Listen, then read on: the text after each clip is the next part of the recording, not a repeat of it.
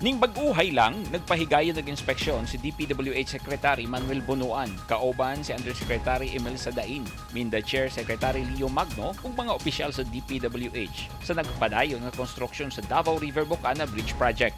Ug ilang nakita ang paspas kapag trabaho sa proyekto nga magsumpay sa laing phase sa nagpadayon nga trabaho sa Davao Coastal Road.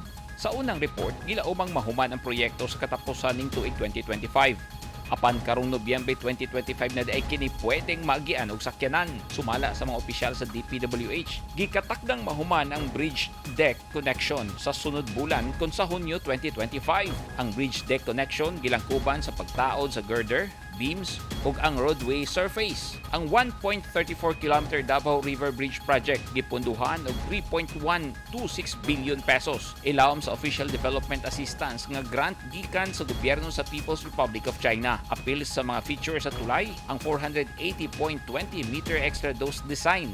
Ang matag tier adunay gisuportahan og 10 stay cables na usa sa modernong engineering solution aron lig-on, kasaligan ug makadugang sa nindot nga fasad sa Davao City. Kung mahingpit na ang Davao Coastal Road, maluag-luagan ang dagan sa trapiko sa mga sakyanan padulong sa sentro sa Davao City. Kay gibana-bana ang 35,000 ka mga sakyanan ang musubay sa Coastal Road matag adlaw. Pinaagi sa proyekto, mas paspas na ang transportasyon ug makatabang sa paspas nga paglambo sa lugar. Sumala sa DPWH, ang Bucana Bridge Project usa sa mga prioridad sa administrasyon ni President Ferdinand Marcos Jr.